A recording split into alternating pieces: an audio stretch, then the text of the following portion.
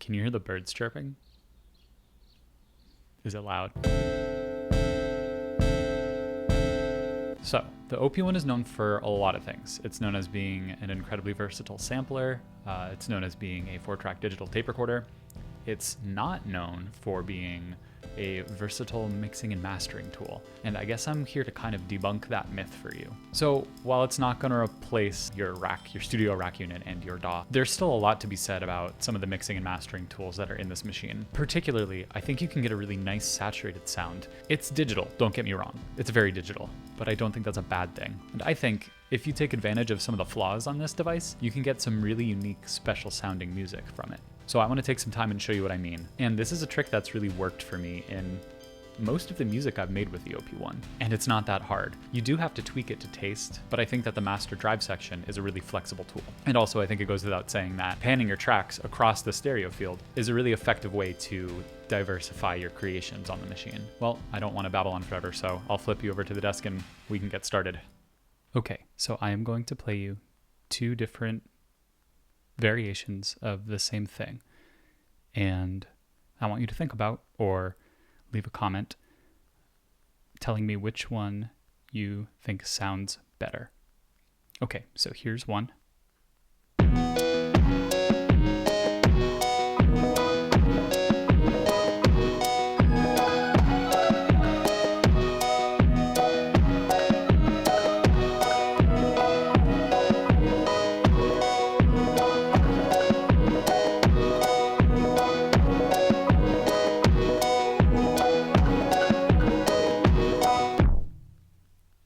Okay, and I'm gonna get 2 set up.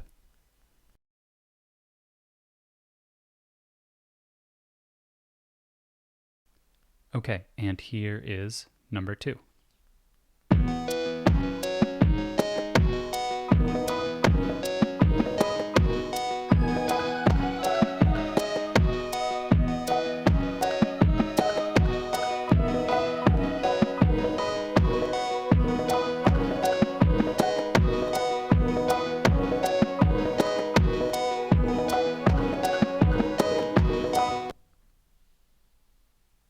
All right, so I'm going to explain what we did here. I think, objectively, it's safe to say that the first one sounds objectively better. And what I want to showcase is the power of some of the mixing tools the OP-1 has to offer. So first off is the stereo imaging. So, oops, I need both hands for this, but I have my notes in my other hand, so let's see. Okay, so I panned that one about 30 to 50%. I panned track 2, maybe 20 to 40%. And then track 3, I panned about 66%. I hope that's accurate. I can't really see the dials on the OP-1 screen from my angle right now. But that's the first thing, so I'm gonna let you have a listen to that.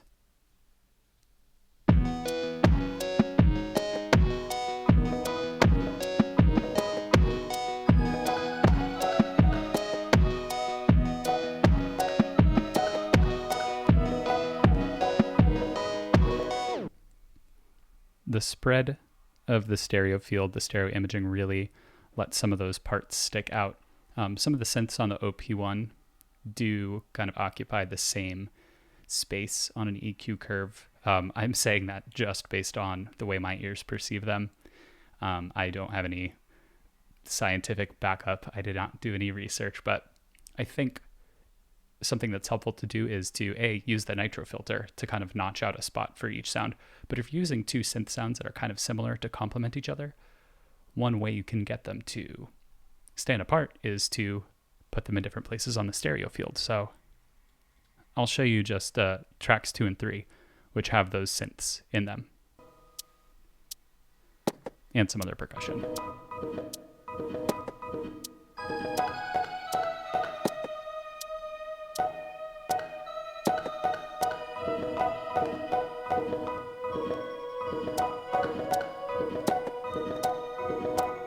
So you have one that's kind of hard pan to the right, then one that's a little more softly panned to the left. And that kind of just works with the different percussive elements that I put on each of those tracks as well. So next, I'm going to use the percussion section, or the percussion track, to showcase the other incredibly important thing that I always do on the OP-1. And that important thing is just to crank the drive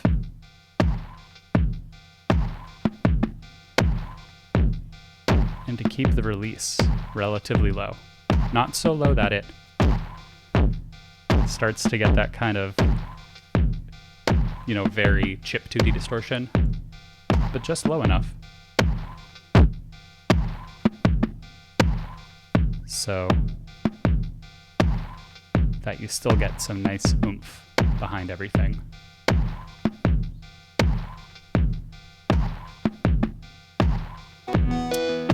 So let's listen to it with everything in the mix now.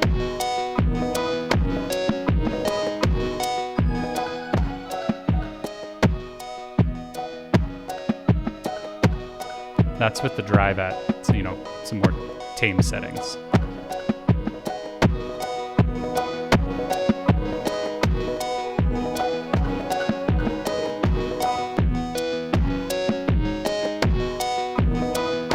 And that's it cranked up.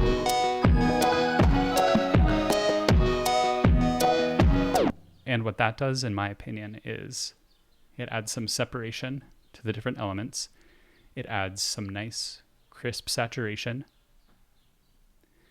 and it takes advantage of the OP-1's unashamedly digital sound and just crunches it up a bit. I think it gives it a lot more body, but still retains the character of the instrument. And in this particular track, if I recall correctly, all of the sounds, both synth and drums, are all coming from the OP-1. Mostly stock sounds, some samples, but mostly stock sounds. I think the digital synth engine and perhaps cluster for the synths. So now that I kind of showed you how I like to use that drive section and the mixer section to create a more unique feel to a tune, I'm just going to jam on it a bit if you want to hang. So yeah, let me get things set up for a quick jam. Okay, let's do it.